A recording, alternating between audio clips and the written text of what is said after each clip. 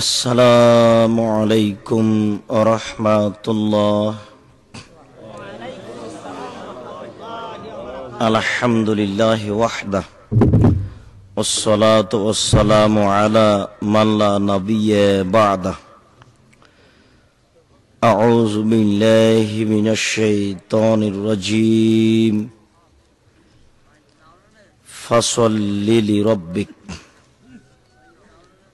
عن بريدة رضي الله تعالى عنه قال قال رسول الله صلى الله عليه وسلم بين العبد وبين الكفر ترك الصلاة رواه أبو داود بسند صحيح। উপস্থিত বৈঠকের দিনী মুসলিম ভাই, প্রশংসা আল্লাহর জন্য, শান্তি অবতীর্ণ হোক আল্লাহর রাসূলের উপর সাল্লাল্লাহু আলাইহি ওয়াসাল্লাম। আজকের দিনী বৈঠকে বক্তব্যের বিষয় সলাত, নামাজ। সলাত সম্পর্কে এক গুরুত্বপূর্ণ তথ্যবহুল সংক্ষিপ্ত বিবরণের চেষ্টা করব ইনশাআল্লাহুল আজিজ। উল্লিখিত বিষয়ের উপরে আলোচনা করতে গিয়ে প্রারম্ভের আলোচনা হবে সলাত আদায় করতেই হবে। তারপরের আলোচনা হবে যারা সলাত আদায় করে না তারা কেমন। তারপরের আলোচনা হবে যারা সলাত আদায় করে কিন্তু রাসূলের পদ্ধতিতে করে না তারা কেমন।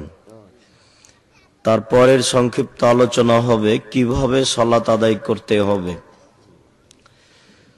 উল্লিখিত বিষয়ের উপরে বক্তব্য রাখার পূর্বে আপনাদের সাথে আমার দুটি কথা রয়েছে।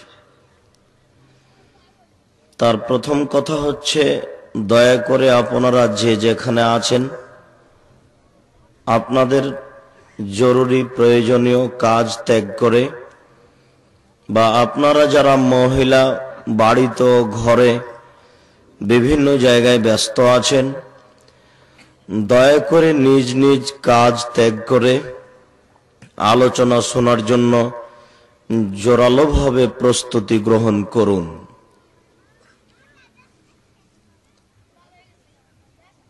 এরপরে আপনাদের সাথে আমার কথা, যা আমার জন্য বলা জরুরি, বলতেই হবে। সেটা হচ্ছে সংক্ষিপ্ত একটু আপনাদের পরিচয়, আপনারা কারা। আপনাদের ব্যাপারে আল্লাহ তাআলা বলেন, ওয়াকালু সামি'না ওয়া আতা'না। শ্রোতা হচ্ছে ওরাই যারা শোনে ও মানে। আপনাদের শুনে মানতে হবে। যদি আপনারা শুনে না মানেন তাহলে শোনাটা আপনাদের জন্য বিপদ হয়ে যাবে। আল্লাহর নবী বলেন, আল কোরআনু হুজ্জাতুন লাকা ওয়া আলাইকা। কোরআন তোমার পক্ষেও হতে পারে, কোরআন তোমার বিপক্ষেও হতে পারে। আপনি যদি বক্তব্য শুনে না মানেন তাহলে বিচারের কাঠগড়াতে কোরআন আপনার বিপক্ষে যাবে। তখন আপনার বিচারের মাঠে টিকে থাকা খুব কঠিন হয়ে যাবে। কবর যত জটিল, কিয়ামত তার চেয়ে অনেক অনেক বেশি জটিল। কিয়ামত যত কঠিন, জাহান্নাম তার চেয়ে অনেক অনেক বেশি কঠিন। জাহান্নাম যত কঠিন, কিয়ামত তার চেয়ে একটু কম। কিয়ামত যত কঠিন, কবর তার চেয়ে একটু কম। মরার পরে মানুষের প্রথম যেটা বড় বিপদ সেটা হচ্ছে কবর। আল্লাহর নবী বলেন, আল কবর আউয়াল মানজিল মিন মানাজিলিল আখির ফাইনাজা মিনহু ফাবাদু আইসরু মিনহু ওয়া ইন লাম ইয়ানজু মিনহু ফাবাদু আশাদ্দু মিনহু। মানুষের মরার পরে সর্বপ্রথম বিপদ হচ্ছে কবর। যদি মানুষ কবরে বেঁচে যায় তাহলে এর পরে যত বিপদ আছে সেগুলি সহজ হয়ে যাবে। আর যদি কবরে বাঁচতে না পারে তাহলে এর পরে যত বিপদ আছে সব আরো জটিল হয়ে যাবে। আল্লাহর নবী বলছেন যে মা রাআইতু মানজারান কাত্তু ওয়াল কবরু আফজা মিনহু, আমার জীবনে দেখিনি কোনো দৃশ্য যেটা কবরের চেয়ে আশ্চর্য হতে পারে। আল্লাহর নবী বলছেন যে যত ভয়াবহ দৃশ্য আছে তার সবচেয়ে ভয়াবহ দৃশ্য হচ্ছে কবর। এই জন্যই আল্লাহর নবী যখন তখন কবর থেকে বাঁচতে চাইতেন। তিনি যেমন ভাবে জাহান্নাম থেকে বাঁচতে চাইতেন, তিনি তেমন কবর থেকে বাঁচতে চাইতেন। একদা একজন ইহুদি মহিলা আল্লাহ রাসূলের দরজায় এসে ভিক্ষা চাইল। ভিক্ষা চাওয়ার সময় বলল, আয়েশা, তুমি আমাকে কিছু খাওয়ার দাও, আল্লাহ তোমাকে কবরের শাস্তি থেকে রক্ষা করবে। আয়েশা কথাটি শুনে অবাক হয়ে গেলেন। তিনি তাকে ঠেকিয়ে আটকিয়ে রেখে দিলেন এবং বললেন, কবর থেকে আল্লাহ আমাকে রক্ষা করবে কথা তোমার আমি বুঝলাম না। কবরে কি হয়, কবরে শাস্তি হয় এ কথা আয়েশার জানা ছিল না। তাই ইহুদি মহিলার কথা শুনে তিনি অবাক হয়ে গেলেন এবং তাকে আটকিয়ে রেখে বললেন যে তুমি থাকো, এখানে যেতে পাবা না। রাসূল বাড়িতে আসবেন, আমি বিষয়টি তার সামনে পেশ করব, দেখি তিনি কি বলেন। আল্লাহর নবী বাড়িতে আসতেই আয়েশা বলছেন যে ইহুদি মহিলা কি বলছে তা কি শুনেছেন? আল্লাহর নবী বললেন, সে কি বলে? আয়েশা রাদিয়াল্লাহু তাআলা আনহা বললেন, সে বলে কবরে নাকি শাস্তি হবে। ও আমার কাছে ভিক্ষা চাচ্ছে আর বলছে যে তুমি আমাকে খাবার দাও, আল্লাহ যেন তোমাকে কবর থেকে রক্ষা করে। আমি তো শুনে অবাক হলাম। আল্লাহ রাসূল বলছেন, আয়েশা, ও ঠিক বলেছে। এই বলে আল্লাহ রাসূল দাঁড়িয়ে গেলেন এবং দীর্ঘ সময় ধরে হাত তুলে আল্লাহর দরবারে কবরের শাস্তি থেকে পরিত্রাণ চাইলেন।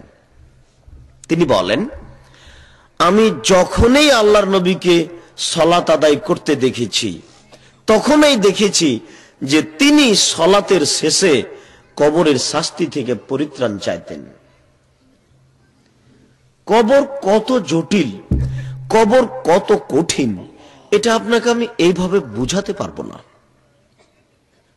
তবে এতটুকু আপনাকে বলতে পারি এইভাবে যে আল্লাহর নবী বলছেন, মানুষ যদি কবরের জিজ্ঞাসার উত্তর দিতে না পারে তাহলে ফেরেশতা তাদের পিটাবে। এই সময়তে ইয়াসিহু সাইহাতান ইয়াসমাউ মা বাইনাল মাশরিক ওয়াল মাগরিব ইল্লা সাকালান, সে বাপরে মারে করে চিৎকার করবে আর বিশাল পৃথিবীর জীব জন্তু কীট পতঙ্গ পদার্থ জড় পদার্থ 50,000 মাইল দূরে যা কিছু আছে সবকিছুই শুনতে পাবে যে চিৎকার করছে, কিন্তু মানুষ এবং জিন শুনতে পাবে না এ কত জোরে চিৎকার করছে। সারা পৃথিবীর সবকিছু শুনতে পাচ্ছে তার চিৎকার। এটা আপনাকে আমি কি দিয়ে বুঝাই যে তার চিৎকার কত জোরে হবে? আমি কি কৌশলে আপনাকে বুঝাতে পারি যে তার চিৎকার কত জোরে এবং শাস্তি কত জোরে? কি দিয়ে বুঝায়?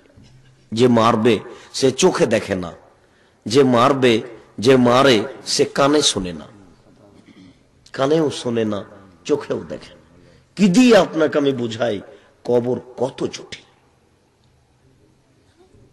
কবর যত জটিল কিয়ামত তার চেয়ে অনেক অনেক বেশি জটিল।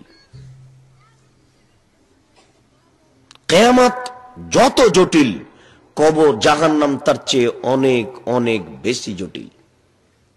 কি দিয়ে বুঝায় আপনাকে জাহান্নাম কত জটিল? এরপরেও মানুষ জাহান্নামকে পরোয়া করে না, এরপর মানুষ কিয়ামতকে পরোয়া করে না। বলছিলাম আপনি বক্তব্য শুনে মানার চেষ্টা করুন। আমরা অনুরোধ করে বলছি আপনাদের যে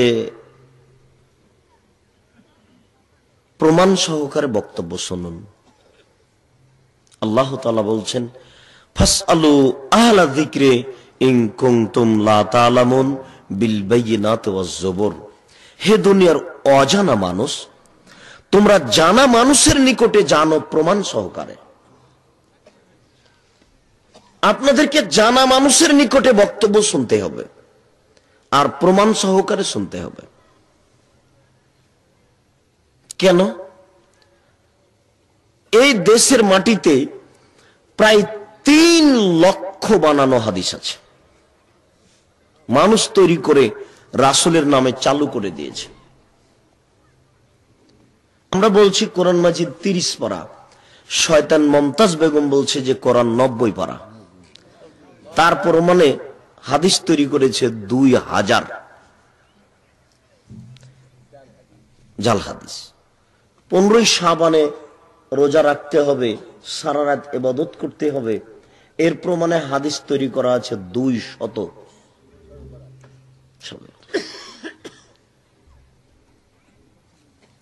মানুষকে ভুল পথে নিয়ে যাওয়ার জন্য মানুষ এগুলো চেষ্টা করেছে। শত হাজার লক্ষ মিথ্যা তাফসির আছে ধর্মের নামে। কোরআন মাজিদের তাফসির আপনি অবাক হবেন, যার জন্য এই বইটার নাম দিয়েছি তাফসির কি মিথ্যা হতে পারে, মানে গোটা বইটাই মিথ্যা তাফসির। আরো কয়েক পাঠ হবে, অবাক হতে হবে আপনাকে। মানুষের তৈরি করেছে ধর্মের নামে। আমি আর আপনি অবাক হয়ে যাব যে কোরআনের তাফসির, তাফসির কি আর মিথ্যা হয়? এদেশের মাটিতে তাফসির মাহফিল কোথা থেকে আসলো, ঘটনা কি? আমরা তো যখন বড় হয়েছি তখন আমরা শুনেছি যে বিরাট জালসা, ইসলামী জালসা, ইসলামী সম্মেলন, এটা আমরা শুনছিলাম। কি করে এটা উল্টে গিয়ে এখন হয়ে গেছে তাফসির মাহফিল, তাফসির কোরআন। ঘটনা বুঝলাম না, কি ব্যাপার? 2 দিন 3 দিন চলছে, আবার তার কমিটি আছে। এর প্রথম যেটা খারাপ উদ্দেশ্য সেটা হচ্ছে মিথ্যা তাফসির ছড়ানো। দ্বিতীয় যেটা খারাপ উদ্দেশ্য সেটা হচ্ছে মানুষকে তার চূড়ান্ত হক পথ থেকে নিচে নামিয়ে নিয়ে আসা।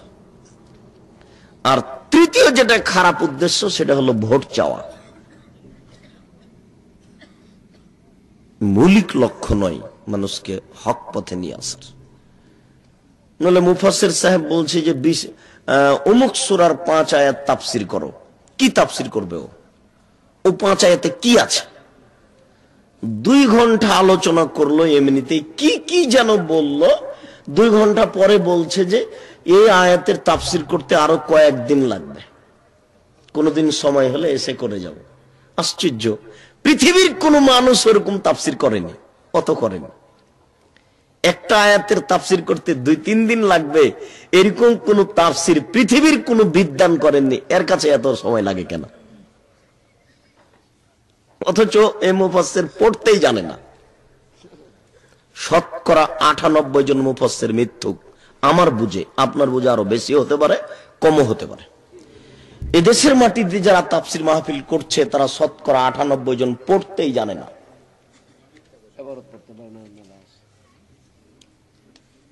অথচ তাফসির করছে, আমাদেরকে ধোঁকা দিয়ে চলেছে, আমরাও বুঝতে পারি না। এই জন্য আমরা অনুরোধ করছি আপনাদের যে বক্তব্য শুনে আমল করার চেষ্টা করুন, আর জানা মানুষের নিকটে বক্তব্য শুনুন, নিজেও বাঁচেন আর বক্তাদেরকেও বাঁচান। বক্তারা একটা পেশাজীবী হয়ে গেল, যাতে করে আমরা সবাই বিপদে পড়ে গেলাম। বক্তব্য শুনে আমল করার চেষ্টা করুন। আমরা আপনাদের অনুরোধ করেছি যে পিতামাতাকে মেনে চলার চেষ্টা করুন। পিতামাতাকে না মেনে ইবাদত করে জান্নাত পাওয়া যাবে না। পৃথিবীতে সবচেয়ে বড় পাপ 3টি। দেখেন সিরিয়াল, আমি আপনাকে দেখাই। 1 নাম্বার বড় পাপ হচ্ছে আল ইশরাকু বিল্লাহ, আল্লাহর সাথে শিরক করা। যত শিরক আছে সব 1 নম্বরে আছে। কত শিরক আছে? 2-1টা আংটি, এই অষ্টাধাতুর আংটি হাতে দিলেই এটা একটা শিরক হলো। আজমির শরীফ থেকে, ও আজমির শরীফের পাগল 12 বছর ওখানে থেকে এসে আংটি বানালো, ডাক্তার লন্ডন থেকে এসে ডাক্তারি পাস করে এসে রোগ বুঝতে পারলো না, আর ওই পাগলে একটা আংটি বানালো, তাতে অসুখ ভালো হয়ে যাবে? এ তো চাঁপাইনবাবগঞ্জের ভাষাতে বলা হয় কানাকে হাইকোর্ট দেখানো। আশ্চর্য! এই আংটি ব্যবহার করা শিরক। হাজী সাহেব একটা বালা নিয়ে এসেছে ঘড়ির মতো, তাতে বাত ভালো হয়। ও হাজী সাহেবের ওই বালাটা যদি কেউ কাবা ঘরের ভিতরে ঢুকে দিয়ে থাকে তবুও মুশরিক। বাংলাদেশে দিলে তো মুশরিক হবেই। কাবা ঘরের পাশ থেকে কিনে নিয়েছে, ওখান থেকে কিনে নিয়ে এসেছি, কি আছে, কাবা ঘরে বসে যদি হাতে দিয়ে থাকে তবুও সে মুশরিক। জি, বাতের আংটি, তামার বালা যদি কেউ হাতে দেয়, গলায় যদি তাবিজ ঝুলাই, আল্লাহ রাসূল বলছেন মান তাআল্লাকা তামিমা ফাকাদ আশরাকা। কেউ যদি তাবিজ ঝুলাই তাহলে শিরক করল। কেউ যদি বলে মায়ের কসম, কেউ যদি বলে চোখের কসম, তাহলে শিরক করল। আল্লাহ রাসূল বলছেন মান হালাফা লিগাইরিল্লাহ ফাকাদ আশরাকা। কেউ যদি আল্লাহ ব্যতীত অন্যের নামে কসম করে তাহলে সে শিরক করল। রাসূল সাল্লাল্লাহু আলাইহি সাল্লাম বলছেন মান আতা আরাফান ফাসালাহু ফাসাদদাকা বিমা কালা লাম তুকবাল লাহু সালাতান 40 লাইলা। কেউ যদি গণকের কাছে যায়, গণকের কাছে গিয়ে বলে দেখেন তো আমার টাকাটা কোথায় হারিয়ে গেছে, তাহলে তার 40 দিন নামাজ কবুল হবে না। হাতের রাশি দেখে ভাগ্য পরীক্ষা করলে শিরক হয়, হাত চালিয়ে ভাগ্য পরীক্ষা করলে শিরক হয়, টিয়া পাখির মাধ্যমে ভাগ্য পরীক্ষা করলে শিরক হয়, গণকের কাছে হারিয়ে যাওয়া জিনিস জিজ্ঞাসা করলে শিরক হয়। অসংখ্য শিরক আছে দেশের মাটিতে। ছবি মূর্তিকে মূল্যায়ন করলে শিরক হয়। পিতার ছবি সুন্দর করে সাজিয়ে বাড়িতে ঝুলিয়ে রেখেছেন, এটা শিরক। নেতা নেত্রীর ছবিকে বাড়িতে সুন্দর করে ঝুলিয়ে রেখেছেন, এটা শিরক। কবরের কাছে কিছু চাইলে শিরক হয়, কবরে মাথা নত করলে শিরক হয়, জন্মদিবস পালন করলে শিরক হয়, মৃত্যু দিবস পালন করলে শিরক হয়, 16 ডিসেম্বর পালন করলে শিরক হয়, 21শে ফেব্রুয়ারি পালন করলে শিরক হয়, 26শে মার্চ পালন করলে শিরক হয়, কোন দিবসকে মূল্যায়ন করলে শিরক হয়। আশ্চর্য! বিবাহের দিবস পালন করলে শিরক হয়। মাথায় কি গোবর আছে? বিবাহের দিবস পালন করতে হবে মানে ওটা কি কথা? আশ্চর্য কথা। এগুলো সব শিরক। অসংখ্য শিরক আছে পৃথিবীতে। মহিলারা বাড়িতে বাচ্চা প্রসবকে লক্ষ্য করে যা কিছু করে সব শিরক। একটা মহিলা ফরজ গোসল করেনি, সেজন্য ভাতের পাতিলে হাত দিতে পাবে না। বাবা, এই যে অপবিত্র, যে ভাতের পাতিলে হাত দিয়ে ভাত বের করা যাবে না, এটা শিরক। ফরজ গোসল করেনি এর জন্য ভাত রান্না করতে পাবে না, এটা শিরক। ফরজ গোসল করেনি এর জন্য ঘর বাড়ি ঝাড়ু দিতে পাবে না, এটা শিরক। এগুলো সব শিরক। ফরজ গোসল না করলে কি করতে পারে না? নামাজ পড়তে পারে না, আর কোরআন তেলাওয়াত করতে পারে না। বাকি বাড়িতে যা কাজ আছে সব করতে পারে। পারে না, এই কথাটাই শিরক। অসংখ্য শিরক আছে পৃথিবীতে।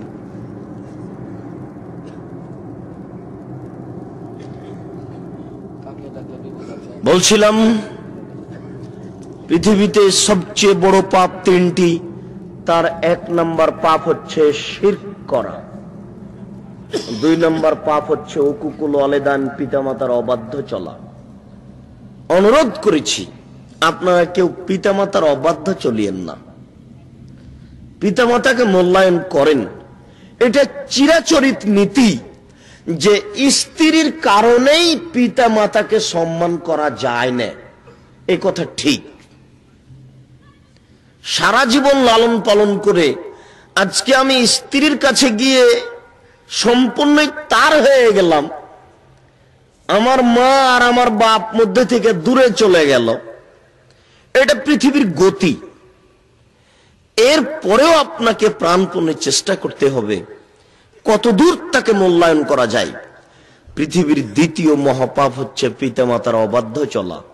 একটু সম্ভবপর চেষ্টা করুন যে কোনো কৌশলে, নইলে স্ত্রীকে এড়িয়ে যেভাবে হয় তাকে মূল্যায়ন করার চেষ্টা করুন। পিতামাতার সেবা দেখবেন। 1 মিনিট আপনাকে দেখাই কেমন। কে বাড়িতে আছে? জি না। কোথায় গেছে?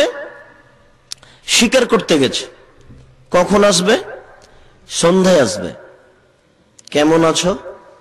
খুব একটা ভালো নেই। কি খাও? গোশত আর পানি। আচ্ছা ঠিক আছে, আসলে সালাম দিও আর বলিও যে চৌকাঠ পরিবর্তন করতে বলেছে। ইসমাইল আলাইহিস সালাম বাড়িতে আসতে বুঝতে পেরেছেন, মনে হচ্ছে যেন আব্বা এসেছিলেন, কিছু লক্ষণ পাওয়া যাচ্ছে। বাড়িতে ঢুকে বলছেন, কেউ কি এসেছিলেন? হ্যাঁ, একজন বৃদ্ধ মানুষ এসেছিলেন। কি বললেন? বললেন বাড়িতে আছে। আমি বললাম নেই। কোথায় গেছে? শিকার করতে গেছে। কখন আসবে? সন্ধ্যায় আসবে। কেমন আছো? খুব একটা ভালো নেই। কি খাও? গোশত আর পানি। আচ্ছা ঠিক আছে, সন্ধ্যার সময় আসলে সালাম দিও একজন পথিকের, আর বলিও যে চৌকাঠ পরিবর্তন করতে বলেছে। ওহো, তোমাকে যখন বলেছিল যে কেমন আছো, তখন বলতে হতো আলহামদুলিল্লাহ। তোমার এই উত্তরটা ভুল হয়েছে। উনি আমার আব্বা, তোমাকে তালাক দিতে বলে গেছে, তুমি চলে যাও। তুমি কত বড় সুন্দরী এটা আমার দেখার আর সুযোগ নেই। তুমি কত বড় বুদ্ধিমতী এটা আমার দেখার সুযোগ নেই। আমার আব্বা যা বলেছেন তাই হবে, তার এক চুল কমবেশ হবে না। একে বলে পিতামাতাকে মান্য করা, পিতামাতার নিকটে নত হওয়া। এই জন্যই আমি ওই বাইজিদের মিথ্যে কাহিনী আপনাদের সামনে শুনিয়ে বলি, ওটা বলতে হবে না। বুখারী মুসলিমের যে 3 জন এক গর্তে আটকা পড়েছিল, সেটা মানুষকে শোনাতে হবে। এটা আপনি কি কোনোদিন ভেবে দেখেছেন ঘটনাটা কত জটিল? 3 জন যখন গর্তে আটকা পড়ল, তো যেহেতু পাথর সরানো যাবে না, তো বাঁচার পথ কি? এখন বাঁচার পথ মানে তাহলে আল্লাহর কাছে আশ্রয় নেওয়া। তো বিপদে পড়লে নিজের ভালো কর্ম আল্লাহর কাছে পেশ করে বলতে পাওয়া যায়, দেখেন পীর সাহেব কিছু করতে পারবে না, তবে জীবিত পীরকে বলা যেতে পারে যে তুমি যদি সত্যিকারী হও, পীর মানে বদ, কিন্তু পীর মানে শয়তান, পীর ভালো নয়। এরপরে জীবিত মানুষকে বলা যেতে পারে যে আমার বিপদের জন্য আপনি একটু দোয়া করেন। মৃত মানুষ কিছু করতে পারবে না, নবীও পারবেন না কবর থেকে কারোর জন্য কিছু করতে। উমর পারবেন না, আবু বকর সিদ্দিক পারবেন না, তো আব্দুল কাদের জিলানী পারে কি করে? উমর যদি না পারেন, নবী যদি না পারেন, তো শাহজালাল সিলেট থেকে কবর থেকে কি করতে পারে? এটা হয় কি করে? গোলাপ শাহের মাজারে এখানে সবাই মিলে মাথা নত করছে, ওখানে কবরের লোকটাই আছে কিনা তারই ঠিক নাই। আশ্চর্য, কবরই মানুষ। কি এক দুনিয়ায় পাগলামি! ওটাও আশ্চর্য। মুসলমানের কাজ দেখে কে আশ্চর্য হবে? মুসলমান যদি হিন্দুর কাজ দেখে আশ্চর্য হয়, তো মুসলমানের কাজ দেখে কেটা আশ্চর্য হবে? হিন্দু কি করেছে? সরস্বতী, ভগবতী, কালী তৈরি করে ওখানে কলা দিয়েছে, তো ওখানে কলা আর মিষ্টি রেখে চলে গেছে। এখন মুসলমান বলছে যে বোকা, ও কি কলা খেতে পারে? তুমি ওখানে কলা দিলে কেন? তো তাহলে ও তো সাধারণ মানুষ করেছে। ঢাকা বিশ্ববিদ্যালয়ের শিক্ষক ছাত্ররা কি করছে? রাজশাহী বিশ্ববিদ্যালয়ের, এগুলো হচ্ছে সবচেয়ে উন্নত মানের শিক্ষা প্রতিষ্ঠান, এগুলো হচ্ছে বিদ্যাপীঠ। এসব জায়গায় সবচেয়ে বড় শিক্ষিত মানুষ বসবাস করেন।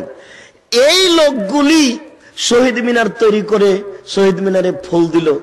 বলেন তো, এই ফুল দেওয়াতে বরকতের কি লাভ? বরকত রফিক জব্বারের কি লাভ হতে পারে? তাহলে আপনারা তো এখন আপনাদের বলা উচিত যে এই বিশ্ববিদ্যালয়ের শিক্ষকগুলি আর ওই লোকগুলির মধ্যে পার্থক্য কি? এদের মাথায় গোবর আছে।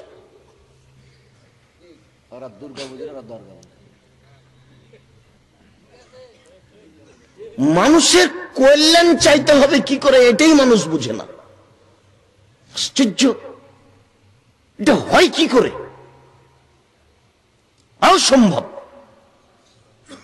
রাসূলের নীতিকে অপমান করে, রাসূলকে অপমান করে লাভবান হওয়া যায় না। বলছিলাম, বিপদে যদি পড়েন, জীবনে কোনো কাজ করেছেন কি ভালো কাজ, সেই কাজটা আল্লাহর দরবারে পেশ করতে পারেন। যেমন একটা ভালো কাজ আপনাকে দেখাই, যে হঠাৎ একটা গাড়ি অ্যাক্সিডেন্ট হয়ে গেল, আপনি কোথাও যাচ্ছিলেন, খুব জরুরি যেতে হবে, সেই কাজ ত্যাগ করে ওই মরা অর্ধ মরা লাশগুলিকে নিয়ে চলে যাচ্ছেন হাসপাতালে। আপনার কাজ কোথায় চলে গেল? এইগুলির পিছনে আপনি 2 দিন 3 দিন সময় কাটালেন। এ একটা ভালো কাজ করেছেন। কোনোদিন বিপদে পড়লে এই কাজটাকে আল্লাহর দরবারে পেশ করতে পারেন, যে আল্লাহ, একদিন বিপদে পড়া লোককে উদ্ধার করেছিলাম, আর ওটা তোমাকেই সন্তুষ্ট করার জন্য করেছিলাম, দয়া করে তুমি আজকে আমাকে বিপদ থেকে বাঁচাও। আপনি আপনার কাজকে পেশ করতে পারেন। এটাই দেখেন, 3 জন গর্তে আটকা পড়েছে, তো 3 জনের একজন বলছে, আল্লাহ লি ওয়ালিদানে শাইখানে কবীরানে, আমার 2 জন বৃদ্ধ পিতা মাতা ছিলেন, কুনতু আরা আলাইহিম, আমি তাদের উপরে ছাগল চড়াতাম, সারাদিন ছাগল চড়িয়ে সন্ধ্যায় দুগ্ধ দহন করে আমার পিতা মাতাকে আগে পান করাতাম, তারপরে আমার ছেলে মেয়েকে করাতাম। এটা আমার চিরাচরিত রীতি। একদিন দূরে ছাগল চড়াতে গেলাম, মা আতাই তো হাত্তা আমসাই তো, আমি ঠিক মতো আসতে পারিনি, আসতে সন্ধ্যা হয়ে গেছে। আমি দুধ দহন করে নিয়ে এসে বাপ মায়ের কাছে এসেছি, দেখছি যে তারা ঘুমিয়ে গেছে। আক্রাহন উকে যাহুমা, আমি তাদেরকে জাগানো অপছন্দ করছি, আবার ছেলে মেয়েকে আগে খাইয়ে দেওয়াও অপছন্দ করছি, কেননা আমি কোনোদিন আগে খাওয়াইনি। আগে আমার বাপ মাকে দিব, তারপরে ছেলে মেয়েকে দিব, এটা আমার নীতি। কিন্তু তারা ঘুমিয়ে গেছে, এখন করি কি? এরপরে যেটা কথা সেটা হচ্ছে যে ওয়াতা জাগাও না ইন্দা কাদামাইয়া, আমার 2 পায়ের নিচে আমার ছেলে মেয়েরা চিৎকার করছিল, আব্বা আমাদের দুধ পান করান, আব্বা আমাদের দুধ পান করান। দাবিও দাবুম হাত্তা তালাল ফজর, আমি গিলাস নিয়েই দাঁড়িয়ে থাকলাম, আমার ছেলে মেয়েরা কাঁদতেই থাকলো। এভাবে সকাল হয়ে গেল। আল্লাহুম্মা ইন কুনতা তাআলামান্না ফাআলতু হাযা লিইবতিগা ওয়াজহিকা, প্রতিপালক, তুমি যদি মনে করো এই কাজটা আমি একমাত্র তোমাকে সন্তুষ্ট করার জন্য করেছি, তাহলে আজকে তুমি গর্তের মুখ থেকে পাথরখান সরিয়ে দাও। তা আল্লাহ বললেন ঠিক আছে দিলাম। আল্লাহ বললেন ঠিক আছে দিলাম। আল্লাহকে তো নিজে এসে সরাতে হবে না, আল্লাহ বলবেন যে পাথরটা তুমি একটু সরে যাও, যাবে। মানুষ কথা শোনে না, কিন্তু পাথর শুনবে। ফেরেশতাকে এসে হটাতে হবে না, পাথর নিজেই শুনবে। কেন? জড় বস্তু আল্লাহর কথা শুনে, এটা জানেন না? বাস্তব আপনাকে একটু দেখাই, বাস্তব। সেটা হচ্ছে এই, একটা লোক মরার সময়তে বলেছিল, বেটা শোনো, আমি খুব বড় পাপী, আল্লাহ যদি আমাকে ধরতে পারে তাহলে আমাকে এত শাস্তি দিবে যে পৃথিবীর কোন মানুষকে আল্লাহ তো শাস্তি দেবে না। তাহলে তার ধারণাতে ও নিজে পৃথিবীতে সবচেয়ে বড় পাপী। না, কথাটা বুঝাতে পারলাম না। একটা লোক মরার সময়তে তার ছেলেদের ডেকে বলেছিল, বেটা শোনো, আমি যখন মারা যাব তখন তোমরা আমাকে জ্বালিয়ে অর্ধেক ছাই পানিতে ফেলে দিও আর অর্ধেক ছাই মাটিতে ফেলে দিও। কেন? আমি তোমাদের এটা কেন বলছি? এই জন্য বলছি যে আল্লাহ যদি আমাকে ধরতে পারে, লাইন কাদারাল্লাহু তাআলা আলাইয়া, আল্লাহ যদি আমাকে ধরতে পারেন তো ইউযাযিবুনি লা ইউযাযিবু আহাদান ফিল আলাম, তাহলে আল্লাহ আমাকে এত শাস্তি দিবেন যে পৃথিবীর কোন মানুষকে আল্লাহ তো শাস্তি দেবেন না। তাহলে ওই লোকটা নিজেকে সবচেয়ে বড় পাপী মনে করছে। কি বুঝতে পারেন না নাকি? তো তাই করলো। যখন পিতা মারা গেল, ছেলেরা তাকে জ্বালিয়ে ছাই অর্ধেক মাটিতে ফেলে দিল, অর্ধেক পানিতে দিল। এখন আল্লাহ তাআলা বলছেন, এই মাটি ছাইগুলো জমা করে দাও। দিল।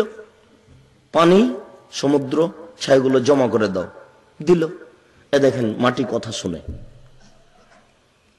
দেখেন পানি সমুদ্র কথা শুনে, বলার সাথে সাথে জমা করে দিল। আদম সন্তান শোনে না। এ তো টিভি বন্ধ করে রাত 3টেই, রাত 2টেই। এ আল্লাহর কথা শুনবে কখন? এ তো ঘুম থেকে উঠে সকাল 8টায়, এ কখন শুনবে আল্লাহর কথা? এখানে কথাটা শেষ করে নি। আল্লাহ তাআলা তাকে আবার মানুষ তৈরি করলেন। মানুষ তৈরি করে বললেন, লেমা ফালতা হাজা, তুমি এটা কেন করলে? এখন লোকটা বলছে, দেখেন লোকটার ভিতরে আল্লাহর ভয় ছিল। আল্লাহর ভয় থাকলে বাঁচা যায়, এটা একটা প্রমাণ। তখন লোকটা বলছে, মিন খাসিয়াতিকা, তোমার ভয়ে করেছি, ওয়ান তাআলাম, তুমি এটা ভালো জানো। আমি এটা তোমার ভয়ে করেছি কিনা, আমি তো বললাম যে তোমার ভয়ে করেছি, এরপরে আমি বলছি যে তুমি এটা ভালো জানো। তাহলে আল্লাহ যে সবকিছুই জানেন, এটাও তার জানা ছিল। এই পাপী লোকটা এমন মানুষ যে তার ভিতরে আল্লাহর কি ছিল? ভয় ছিল। এবং আল্লাহ যে সবকিছু জানেন, এটাও তার জানা ছিল। কথাটার ভাবে বুঝতে পারছেন তো? মানে ও বলছে, আল্লাহ যখন বললেন এই তুমি এটা কেন করেছো, তখন ও বলছে যে তোমার ভয়ে করেছি, আর তুমি ভালো জানো আমি এটা মিথ্যে বলছি না সত্য বলছি, এটা তুমি ভালো জানো। তাহলে তার জানা ছিল যে আল্লাহ সবকিছু জানেন। তখন আল্লাহ বলছেন, ঠিক আছে, কাদ গাফারতু লাক, তোমাকে আমি ক্ষমা করে দিলাম। বিপদে পড়ে নিজের ভালো কাজকে আল্লাহর দরবারে পেশ করে বিপদ থেকে বাঁচতে চাওয়া যায়। তাই তিনজনের একজন বলছে, আল্লাহ আমার বাপ মাকে আমি এইভাবে দেখতাম, আমি এটা তোমাকে সন্তুষ্ট করার জন্যই করেছি। পিতামাতার সেবা দেখেন, সারা রাত আপনার ছেলে তো একটু কেঁদে উঠলে লাফ দিয়ে গিয়ে কত আব্বু আর কত আম্মু তার কোনো হিসাব নেই, আদর করে চুমা চাটা খেয়ে শেষ করছেন। আর সারা রাত বাচ্চারা পায়ের নিচে কাঁদবে আর গিলাসটা ধরে থাকবে সকাল পর্যন্ত। এটা আপনি কেমন মনে করছেন? পিতামাতাকে আগে খাওয়াবে, এটা তার জিদ, তারপরে ছেলে মেয়েকে খাওয়াবে। সকাল হয়ে গেল, বাচ্চাদেরকে দিল না। কি দিয়ে আপনাকে বুঝাই যে আপনি পিতামাতাকে মূল্যায়ন করুন। আমরা অনুরোধ করেছি যে কোনো মূল্যে পিতামাতাকে মূল্যায়ন করুন, নইলে তাহাজ্জুদ পড়ে জান্নাত লাভ করা যাবে না। আমরা অনুরোধ করেছি আপনারা সুদ খায়েন না, সুদ খাওয়া মহাপাপ। রাসূল সাল্লাল্লাহু আলাইহি সাল্লাম বলছেন, মায়াকুলু দিরহামু রিবা ওয়া হিয়া আলাম আসাদ্দু মিন সিত্তাতি ওয়া সালাসিনা জিনিয়া। কে যদি জেনে শুনে 1 টাকা সুদ খায়, 36 বার জেনা করে যত পাপ হবে, 1 টাকা সুদ খেলে তার চেয়ে বেশি পাপ। রাসূল সাল্লাল্লাহু আলাইহি সাল্লাম বলেন, আর রিবা 70 জুজান আইসারু হায়ান করজুল উম্মাহু। সুদের পাপের 70টি ভাগ আছে, ছোট ভাগ হলো মার সাথে জেনা করলে যেমন পাপ হয়। আল্লাহ রাসূল বলছেন, কেউ যদি সুদ খায় তাহলে তাকে রক্তের নদীতে ফেলে দিয়ে 5 থেকে পাথর মেরে তার মুখখানাকে ভেঙে চৌচির করে দাও। আল্লাহ রাসূল বলছেন, কেউ যদি সুদ খায় তাহলে তার পেট হবে ঘরের সমান উঁচু, পেটের ভিতরে সাপ থাকবে, বাহির থেকে দেখা যাবে সাপগুলি কিলবিল কিলবিল করছে। সুদ একটা গর্হিত অপরাধ, সুদ একটা নোংরা অপরাধ, সুদ একটা বর্বর অপরাধ, সুদ একটা জঘন্য পাপ। আপনারা সুদ থেকে বাঁচুন, সর্ব ধরনের সুদের লেনদেন বন্ধ করুন। নিরাশা হবেন না, সুদের পাপ আল্লাহর সাথে জড়িত। লক্ষ লক্ষ টাকা, কোটি কোটি টাকা যদি কেউ সুদ খায়, এরকম সুদ খেয়ে যদি ঢাকায় 10টা বাড়ি করে, এরপরেও যদি অনুতপ্ত হয়ে আল্লাহর দরবারে বলে, আমি তোমার দরবারে বলছি আমার যত সুদের লেনদেন ছিল সব বন্ধ করলাম, তোমার দরবারে আমি এই মর্মে অনুতপ্ত হয়ে বলছি আর কোনোদিন আমি সুদ ভক্ষণ করব না, তুমি আমাকে ক্ষমা করো, ইনশাল্লাহ ক্ষমা হবে। সহজ। কেন? পাপটা আল্লাহর সাথে জড়িত। বুঝতে পারেননি? পাপ এটা ক্ষমা চেয়ে নেওয়া সহজ, এই পাপটা আল্লাহর সাথে জড়িত। একজন কসাই প্রত্যেক দাঁড়িতে 50 গোস্ত কম দিয়েছে, এই পাপের ক্ষমা চাওয়া সহজ নয়। যত মানুষকে গোস্ত কম দিয়েছে সবার কাছে ক্ষমা নিতে হবে। বুঝতে পারেননি বিষয়টা? এটা জটিল, এটা খুবই জটিল। কার কাছে ক্ষমা নিবে? গোস্ত কম দিয়ে তো আল্লাহর কাছে ক্ষমা হবে না, বুঝতে পারছেন না? টাকা কর্জ নিয়েছেন, পরিশোধ না করে আল্লাহর দরবারে তোবা করে এই টাকা ক্ষমা হবে না। ওটা হচ্ছে বান্দার হক, ওটা আল্লাহ মাফ করবেন না। আল্লাহ যদি মাফ করেন তাহলে আবার আল্লাহ হবেন অত্যাচারী। আর আল্লাহ বলেছেন ইন্নী হারামতু যুলমা আলাইয়া, আমি আমার উপরে অন্যায়কে, অত্যাচারকে হারাম করেছি, আমি এ কাজ করব না। তাহলে বুদ্ধি বিচারের কাঠগড়াতে নেকি দিয়ে বুঝিয়ে দিতে হবে, ক্ষমা হবে না। আপনাদের অনুরোধ করেছি আপনারা এসব পাপ বন্ধ করার চেষ্টা করুন, জেনা থেকে বেঁচে থাকুন। জেনা সমাজে একেবারে বন্যার মতো সয়লাভ হয়ে যাচ্ছে। আল্লাহর নবীও বলেছেন পৃথিবী ধ্বংসের লক্ষণ হচ্ছে জেনা বেড়ে যাবে, মহিলা বেড়ে যাবে, জেনা বেড়ে যাবে। অথচ জেনা একটা নেহায়াত অন্যায় পাপ। আল্লাহর নবী বলছেন আল বিক্র বিল বিক্রে জিলদু মেও তাকরিবু সানা, অবিবাহিত নারী পুরুষ যদি জেনা করে তাহলে তাকে 100 লাঠি পিটিয়ে এলাকা থেকে তাড়িয়ে দিতে হবে। আল্লাহ রাসূল বলেন আস-সাইবা বিস-সাইবা রাজম, বিবাহিত নারী পুরুষ যদি জেনা করে তাহলে তাকে ঢেল দিয়ে, ইট দিয়ে, পাথর দিয়ে মেরে মেরে মেরে ফেলতে হবে। যত ভাবি দেবরের সাথে জেনায় লিপ্ত হয়েছে সব ভাবিকে ঢেল দিয়ে, পাথর দিয়ে মেরে ফেলতে হবে। যত দুলাভাই শ্যালিকার সাথে জেনায় লিপ্ত হয়েছে সমস্ত দুলাভাইকে পাথর দিয়ে, ঢেল দিয়ে, ইট দিয়ে মেরে ফেলতে হবে। যত মানুষ কাজের মেয়ের সাথে জেনায় লিপ্ত হয়েছে এদেরকে পাথর দিয়ে মেরে ফেলতে হবে। যত মানুষ নারী বিবাহের পরে পরকীয়া প্রেমে লিপ্ত হয়েছে সবকে পাথর দিয়ে, ঢেল দিয়ে মেরে ফেলতে হবে। তার বেঁচে থাকারই সুযোগ হারিয়ে গেছে। কত বড় অপরাধ! এরপরে মানুষের ঘরে ঘরে হচ্ছে। জেনা বন্ধ করার চেষ্টা করুন, জেনার মাধ্যম বন্ধ করার চেষ্টা করুন। যদিচ মাধ্যম বেড়ে চলেছে, মোবাইল হচ্ছে জেনার মাধ্যম, টিভি হচ্ছে জেনার মাধ্যম, এইসব সিডি হচ্ছে জেনার মাধ্যম। এগুলো দ্রুত সমাজকে এত নিচে নামিয়ে দিল। বুঝতে পারছেন না যে 5 দিন আগে সমাজের অবস্থা কি ছিল, আর এই 5 দিনের মধ্যে 10 দিন পরে সমাজের অবস্থা কেন এত তাড়াতাড়ি উল্টে গেল? এগুলো মাধ্যম। বহির্বিশ্বের সাথে দেশের যোগাযোগ খুব বেশি।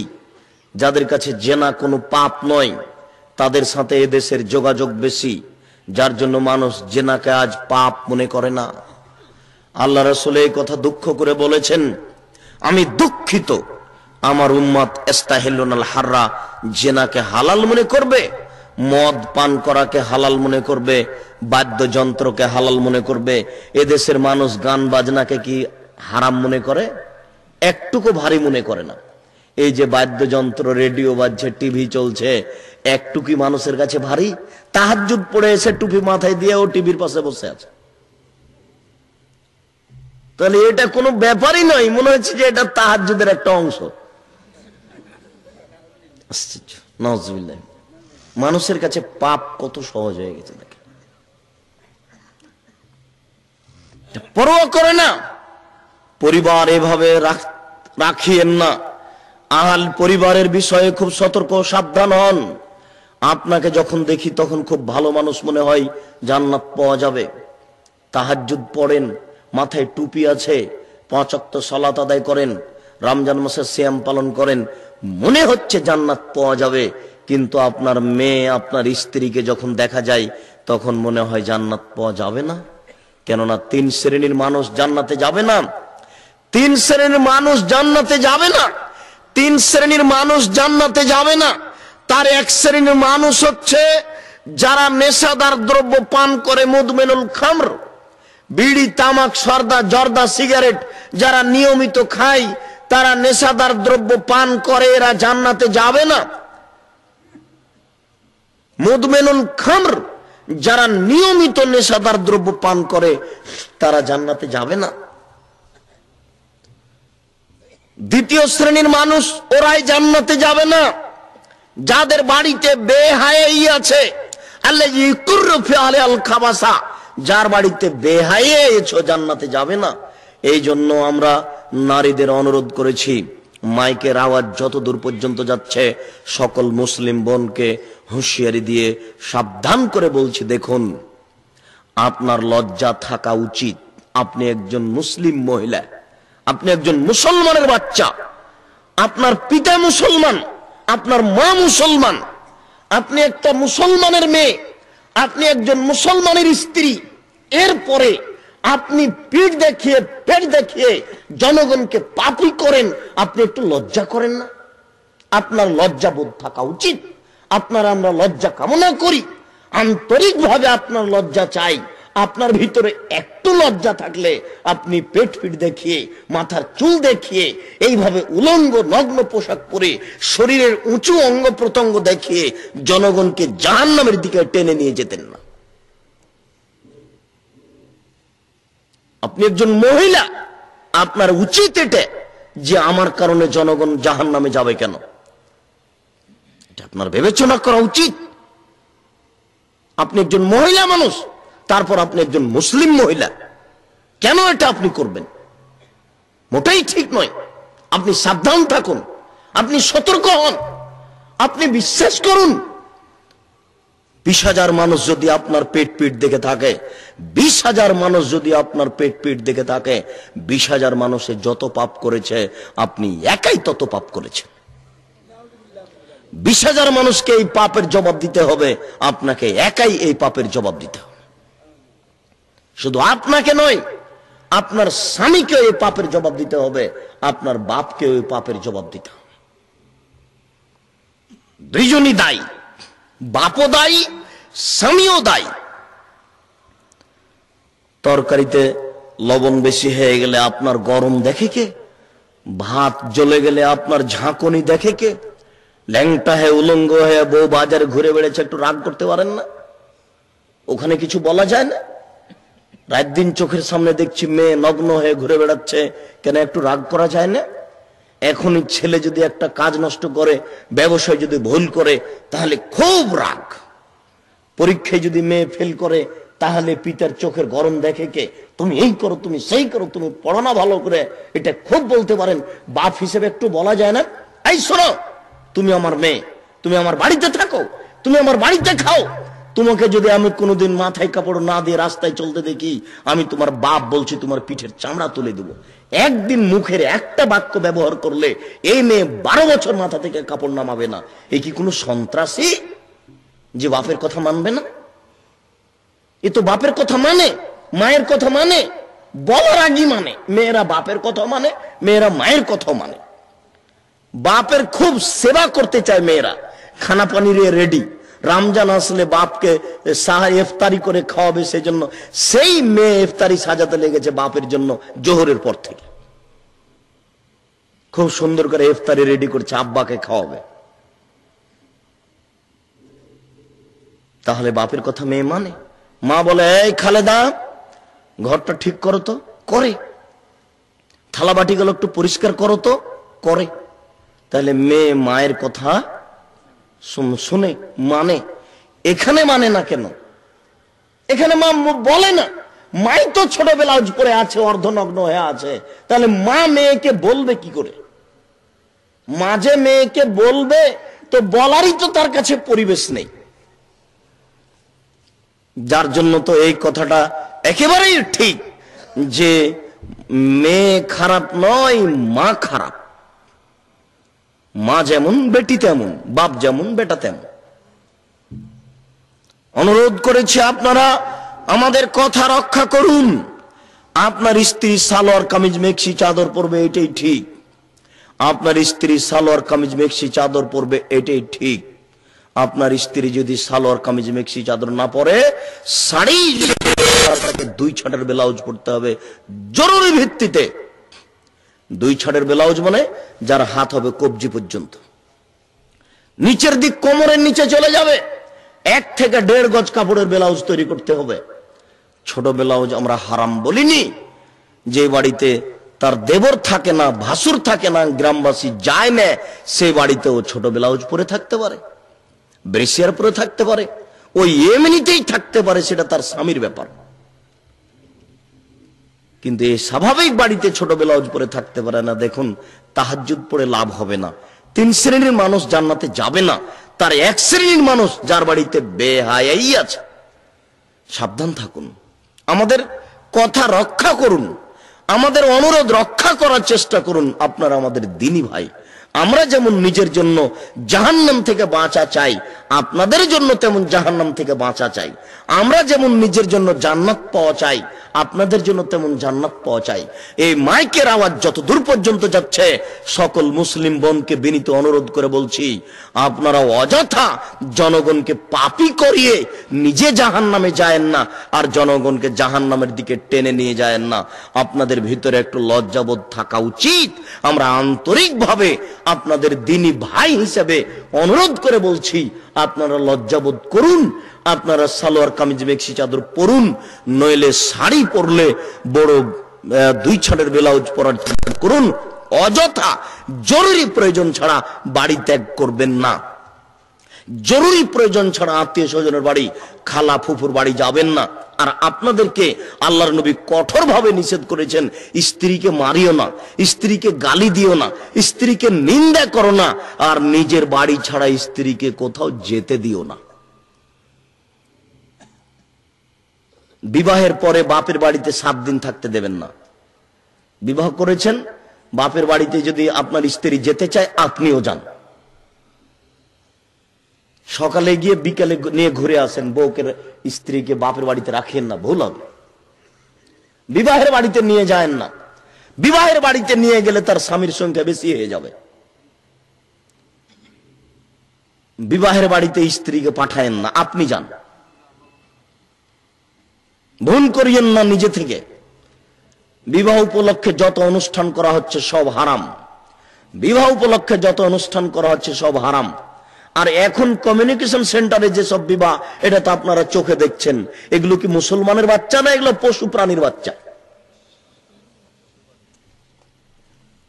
মনে কিছু নিয়েন না, কষ্ট নিয়েন না। আপনি দ্বীনি ভাই, আমি আপনার একটা দ্বীনি ভাই। আমার বোন যদি যাই তো ওটা আপনার বোন, তো ওটা আমারও বোন।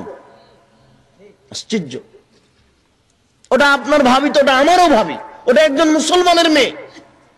আমার আপনার একটা ইতস্তবোধ থাকা দরকার ছিল, ওই মহিলাটা তো মুসলমানের মেয়ে, ওর পিতা মুসলমান, ওর দাদা মুসলমান, ওর মা মুসলমান। এরপরে সে এত নিচে নেমে গেছে, এর জন্য আমার কি দুঃখ হয় না? আপনার কি দুঃখ হয় না? সে কত নিচে চলে গেছে।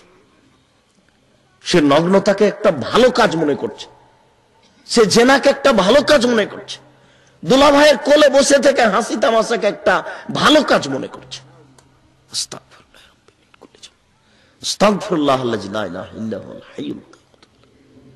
এর জন্য আপনাদের দায়ী হতে হবে। হে উপস্থিত বৈঠকের দিনই মুসলিম ভাই বোন, নিজের বিষয়টি সতর্ক হয়ে সাবধান হয়ে সংশোধন করার চেষ্টা করুন। হাত থেকে ঢেল ছুটে গেলে যেমন ঢেল ধরা যায় না, শ্বাস বন্ধ হয়ে গেলে তেমন এই পাপকে ঠেকানো যাবে না। আমাদের অনুরোধ রক্ষা করুন। মহান আল্লাহ বলেন, ফাসাল্লি লিরাব্বিক, আপনি আপনার প্রতিপালকের নামে সালাত আদায় করুন।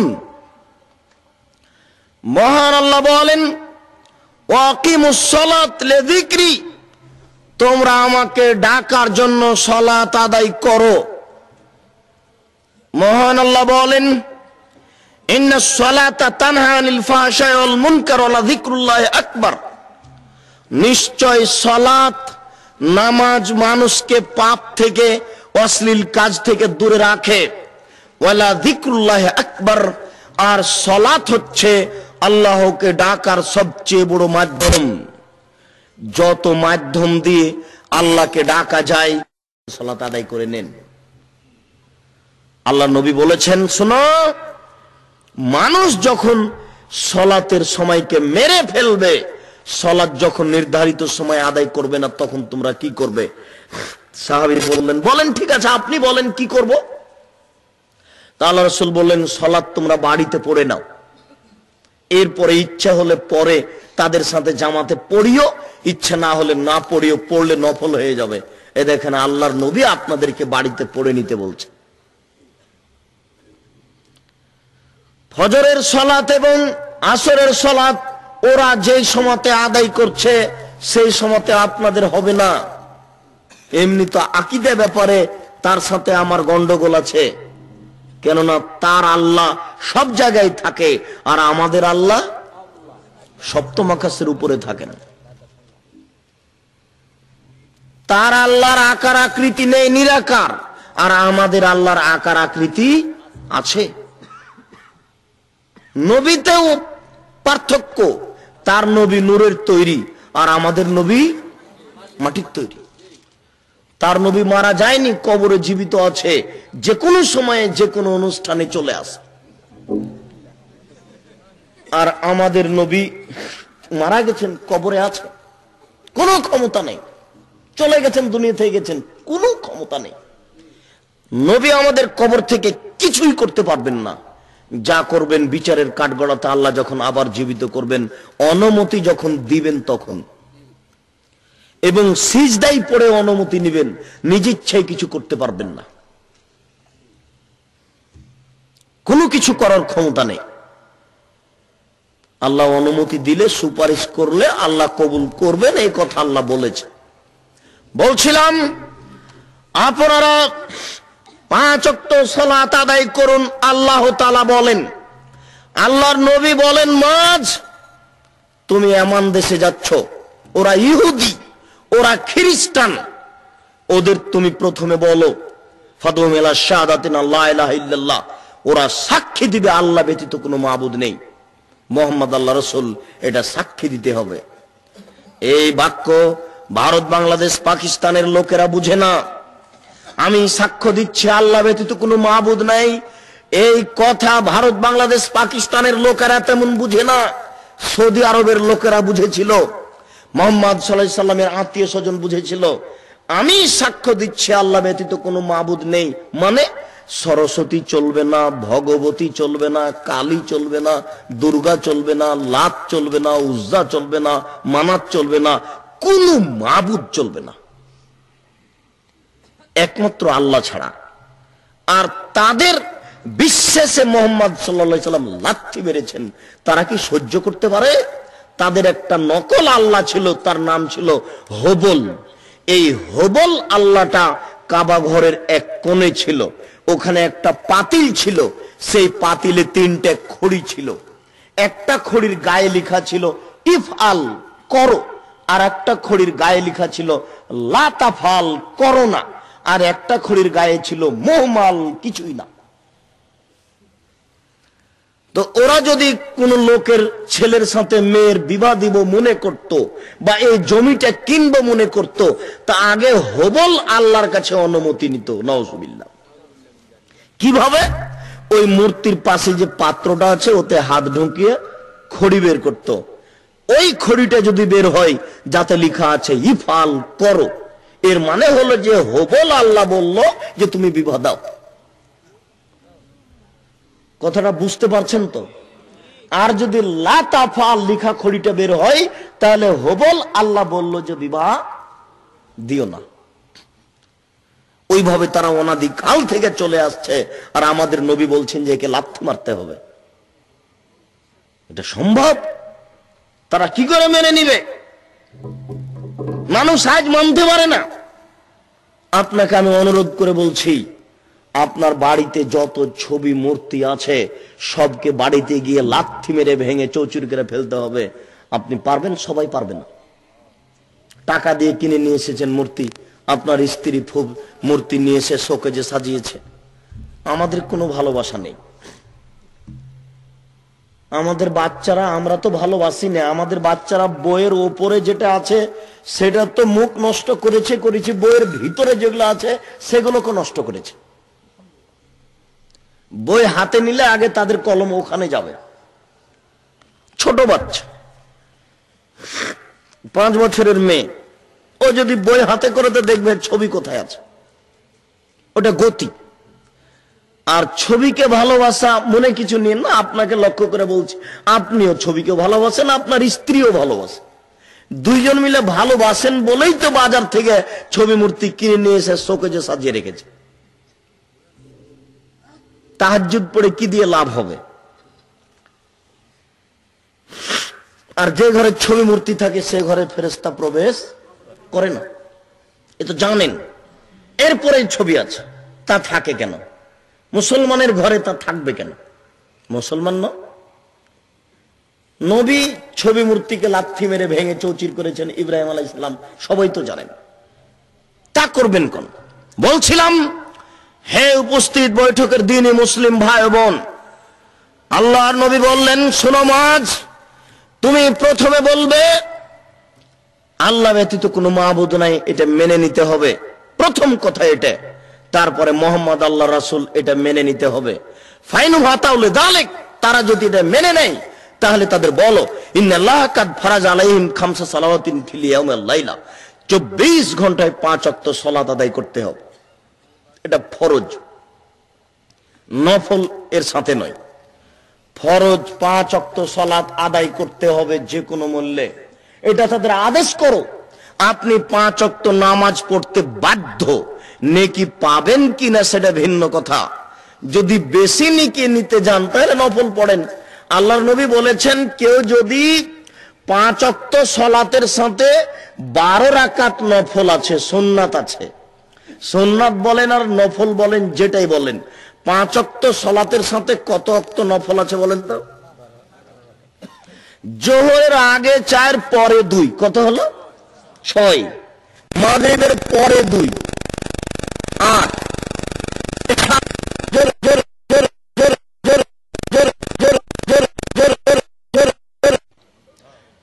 নামাজ পড়তেই হবে।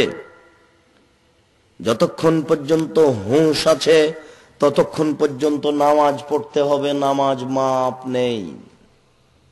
নামাজি একটা ইবাদত, যার বদল চলে না।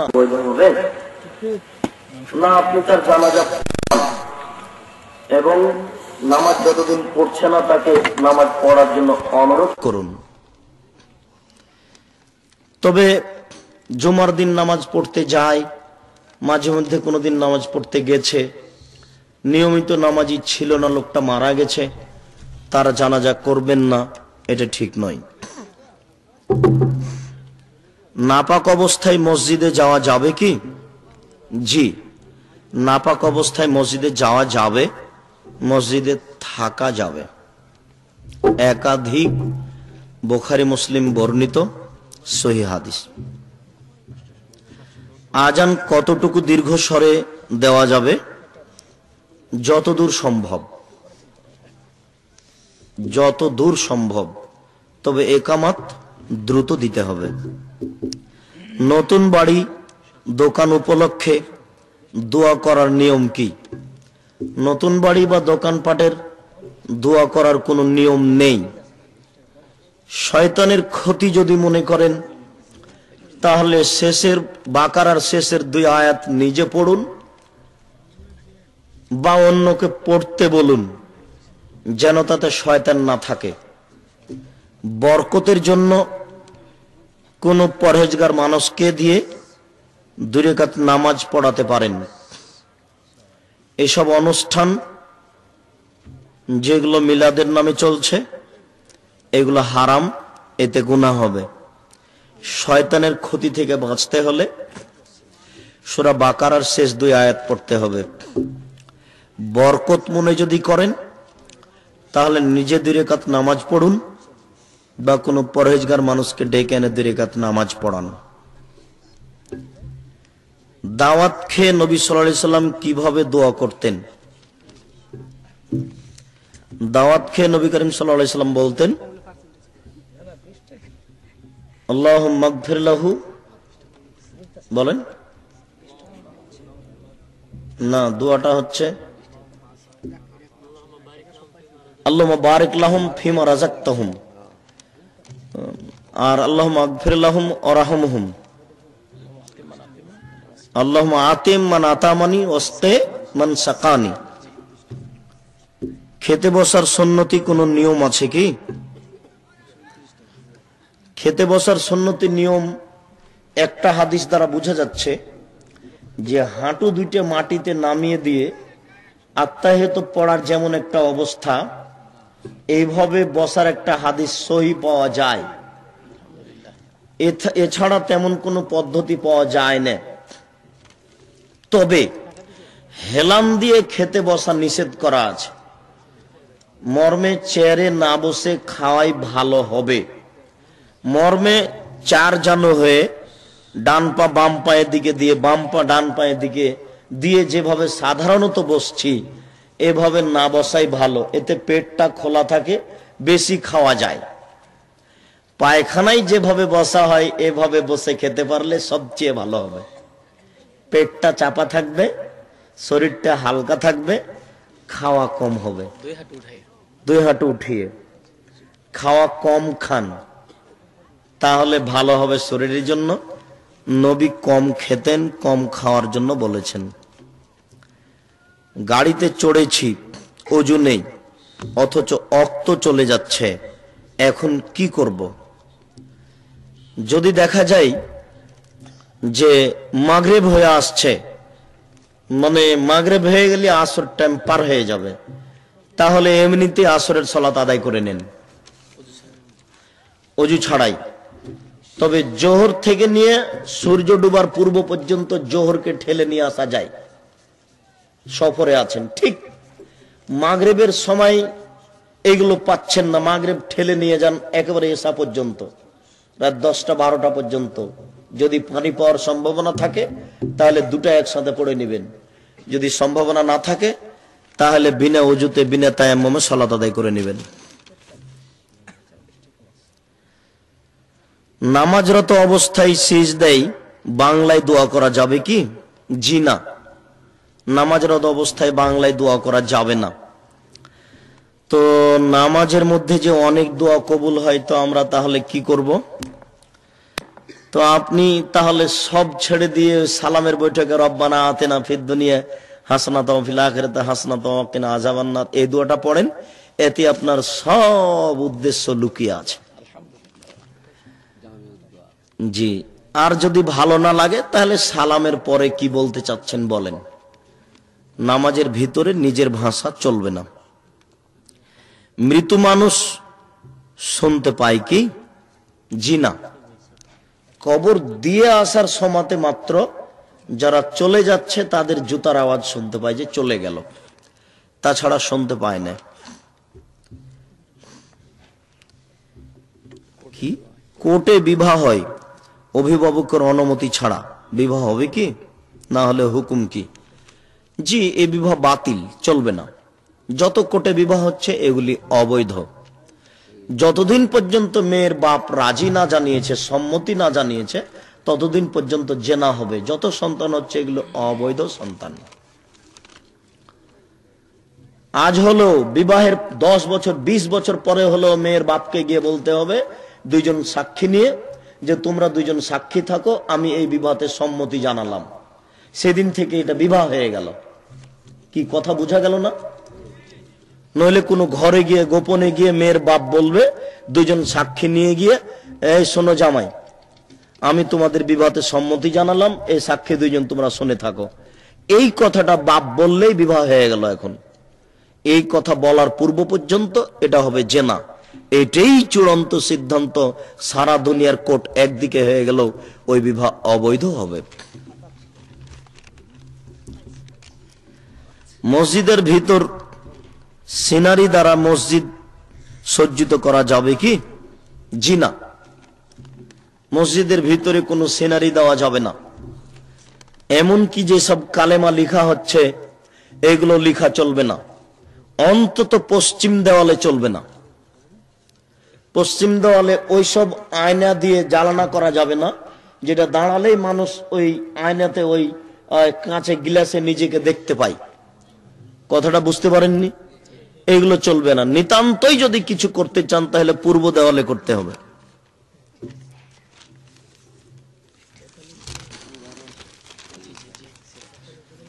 অনেক যে বিদাত কত প্রকার ও কি কি? বিদাত অনেক। কোরআন মাজিদে হারকাত প্রদান ও মসজিদে কারুকাজ করা যাবে কি? জি, কোরআন মাজিদে হারকাত প্রদান করা হয়েছে মানুষের প্রয়োজনে। আরবিদের জন্য হারকাত দেওয়া লাগে না, আমাদের জন্য প্রয়োজন, তাই আমাদের দেওয়া হয়েছে। মসজিদে কারুকার্য না করাই ভালো, করতে হবে না। মোহতারাম, আমি এ মহল্লায় অস্থায়ী বসবাস করি। মাঝে মাঝে পার্শ্বের এক মসজিদে নামাজ আদায় করে থাকি, কিন্তু ইমাম সাহেবের সূরা কেরাত তেমন জানা নাই। যে কয়েকটা সূরা জানেন তা খুবই অশুদ্ধ। শুদ্ধ করার কথা বলতে সে বলে, আমি 40 বছরে ইমামতি করি, আমার সবই জানা আছে, কিন্তু সে বাংলা ভালো পড়তে ও লিখতে জানে না। ফরজ নামাজের পর মোনাজাত করে।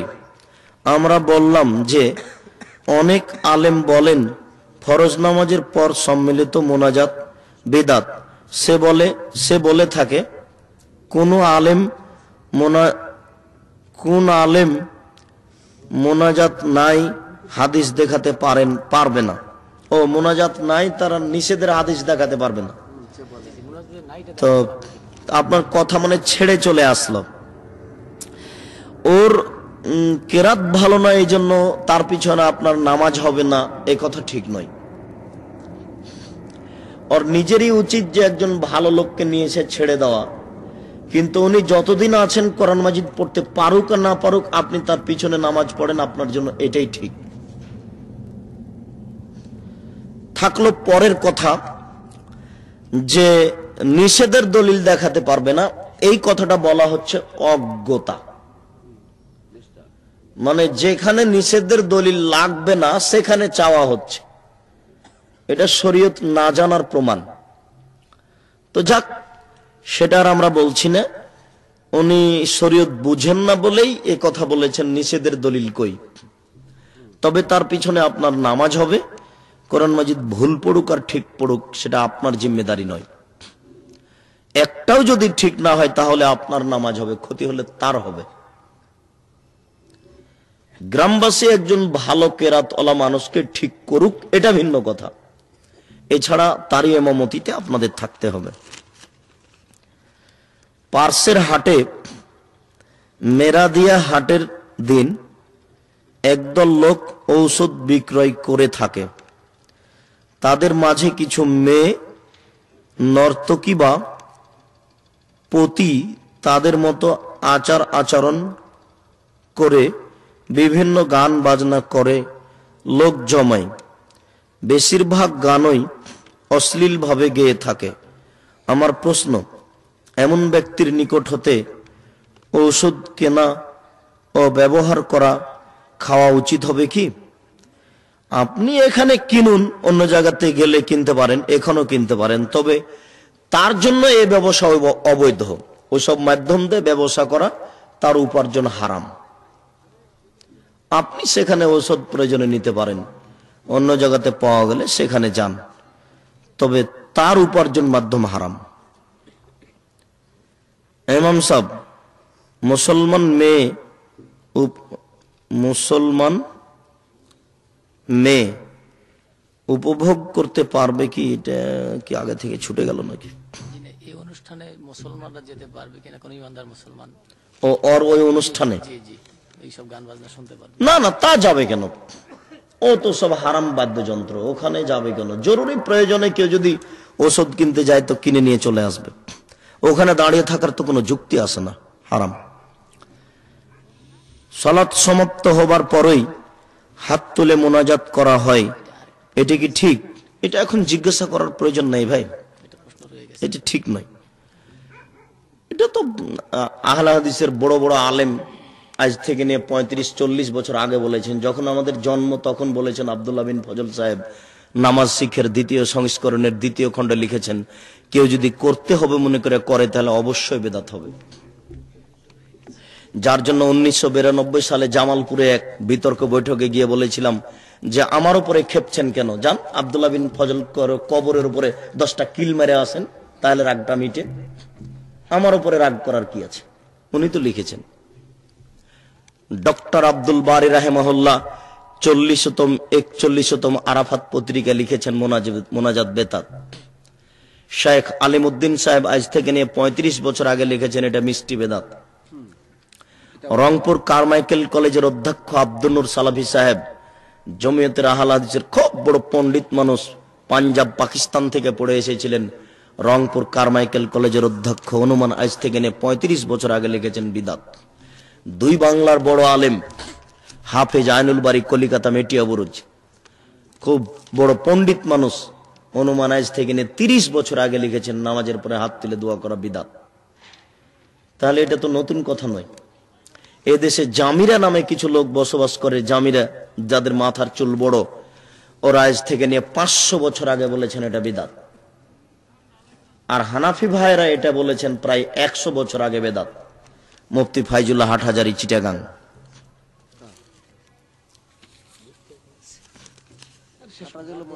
জি শুক্রিয়া, জাযাকুমুল্লাহ খায়ের।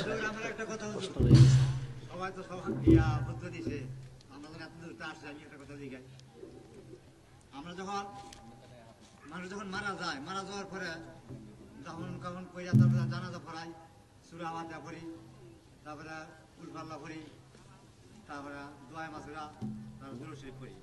তো আমাদের পার্শ্ববর্তী ভাইরা আছে, হানাফিয়ারা আছে, এরা তো সূরা ফাতিহা পড়ে না, সুবহানাকা পড়ে। তো এইটা জিজ্ঞাসা করুন যে আমরা যেটা করছি সেটাই ঠিক, তারা এটাকে নামাজি মনে করে না।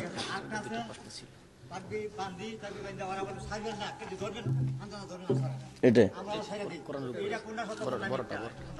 বড়টা কি আছে এটা তো বলবো।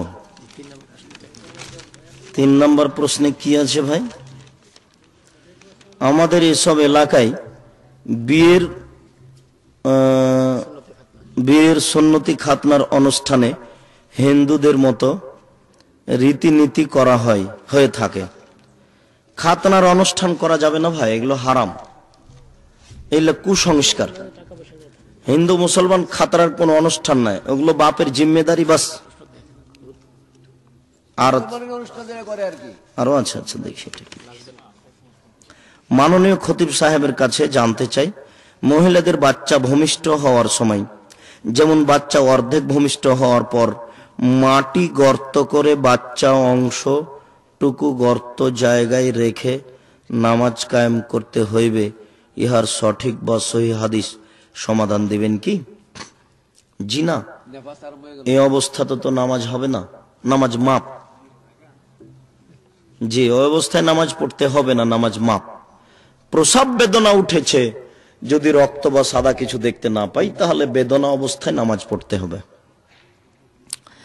মাননীয় খতিব সাহেবের কাছে জানতে চাই, সমাজে মদখোর, সুদখোর, জেনা, জুয়ারি, বেনামাজির জানাজা হয়, কিন্তু সমাজে যদি কোনো ব্যক্তি ফাঁসি দিয়ে বিষ খেয়ে বা অন্যান্য পন্থায় আত্মহত্যা করে, সমাজের প্রতিনিধি বা সমাজের ইমাম সাহেবেরা বলে থাকে যারা আত্মহত্যা করে তাদেরকে জানাজা দেওয়া যাবে না বা কবর দেওয়া যাবে না, অথচ সমাজে এসব লোক আছে যে সবারই জানাজা করতে হবে, এটাই ঠিক।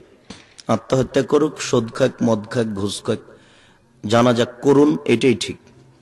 তার জন্য একটু দোয়া করতে আপনার আপত্তি কিসের? যদি ঠেকান তো তার আগে ঠেকাতে পারেন না, এখন ঠেকান যে তোমার সাথে সর্ব ধরনের লেনদেন বন্ধ করলাম, আমি গ্রামের সর্দার বলছি, তুমি সুদ খাও, তোমার সাথে আমাদের কোনো লেনদেন নেই, তোমাকে পৃথক করা হলো, বিবাহ শাদীতে তোমার সাথে আমাদের কোনো যোগাযোগ থাকবে না। মরার পরে এগুলি ঠিক নয়। মাননীয় খতিব সাহেবের কাছে জানতে চাই, আদম আলাইহিস সালাম আল্লাহ পাক সৃষ্টির পর যখন আজাজিলকে সিজদা করতে বলল, তখন আল্লাহ পাক আজাজিল, কিন্তু আজাজিলের মনের ভিতর শয়তানি মনোভাবের সৃষ্টি হলো কিভাবে? তখন তো শয়তানের সৃষ্টি হয় নাই, ইহার সঠিক বা সহিহ হাদিসের দৃষ্টান্ত সমাধান দিবেন কি? এটা আপনার জানতে চাওয়া ঠিক হয়নি। ওর অন্তর কিভাবে কি করলো এগুলো আপনার জানার কি প্রয়োজন?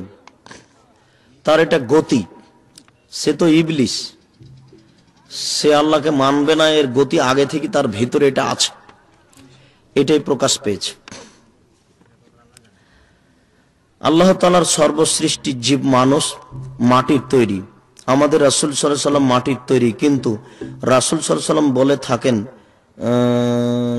রাসূল সাল্লাল্লাহু আলাইহি সাল্লাম বলে থাকে নূরের তৈরি। ইহার সঠিক বা সহিহ হাদিস এর দৃষ্টিতে সমাধান দিবেন কি? না, রাসূল তো নিজে নূরের তৈরি বলেননি, তিনি বলেছেন আমি মানুষ। যারা বলছে নবী নূরের তৈরি তাদের এটা ভুল হচ্ছে, তওবা করে ফিরে আসতে হবে। ফরজ নামাজ আদায় করার পরে ওই স্থানে বসে থাকলে কি বিশেষ কোনো সওয়াব পাওয়া যাবে কি? সুন্নাত যদি থাকে তারপরে, তাহলে বসে থাকিয়েন না, তাসবিহ তাহলিল জিকির আজকার করে উঠে সুন্নাত পড়ুন। আর যদি সুন্নাত তারপরে না থাকে, তাহলে যতক্ষণ বসে তাসবিহ তাহলিল করবেন ততক্ষণ নেকি হবে নামাজে থাকার মতো। হে রাসূল, বুঝি না তো আমি, এই ধরনের বাক্য বা নাত কোন ইসলামিক মাহফিলে পরিবেশন করা কতটুকু যুক্তি সঙ্গত? হে রাসূল, বুঝি না তো আমি, এটা তো বলা যাবে, গোটা ওই নাতটা দেখলে আমি বুঝতে পারবো এটা ভুল আছে নাকি। হে রাসূল বলা যাবে, ও তো অসুবিধা। হে রাসূল বলে যে আর পরে কি আছে, তোমার নাম জপি যদি বলে তাহলে তো চলবে না। হে রাসূল তোমার পদ্ধতি অনুপাতে চলতে চাই, এটা আল্লাহকে বলছি। যদি বলে হে রাসূল তোমার পদ্ধতিতে চালার তৌফিক দান করো, তাহলে তো নবী আল্লাহ হয়ে গেলেন। গোটাটুকু হলে বুঝতে পারতাম আর যে ঘটনা কি। তো যা হোক, হে আল্লাহ বলেন তাহলে এটা সহজ হবে। মনে হচ্ছে যে কথার ভিতরে কিছু রহস্য বিরাজ করছে। হে শব্দটা ব্যবহার করা যাবে, ওতে কোনো অসুবিধা নেই। কুল, হে নবী আপনি বলুন, কুল হুয়াল্লাহু আহাদ আল্লাহুস সামাদ, চলবে জি। সহিহ হাদিসের দৃষ্টিতে জানাজার নামাজের বিবরণ, জি ঠিক আছে, শুকরিয়া, জাযাকুমুল্লাহ খায়ের। অনেক কোরআন নিয়ে কসম করলে শিরক হয়েছে, ক্ষমা চাইতে হবে আল্লাহর কাছে, বলে গেছে আল্লাহ মাফ করো। কি বলছো? মেয়েদের নাক কান ফোরানোর সময় বড় করে অনুষ্ঠান করে লোকজন দাওয়াত দিয়ে এটা খাতনা করা যেমন কুসংস্কার, তেমনি মেয়েদের ওই নাক কান ফোড়ানোর সময় অনুষ্ঠান ও কুসংস্কার, পুতুল বিবাহ কুসংস্কার, এগুলো সব হারাম। জি,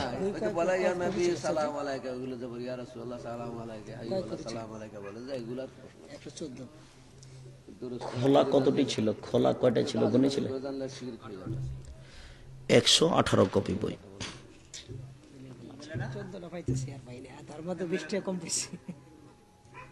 আমরা এখন যেতে পারি।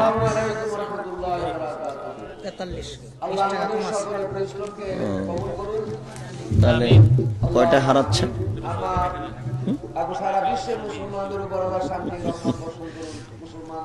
মাদ্রাসা মসজিদের সেক্রেটারি সাহেব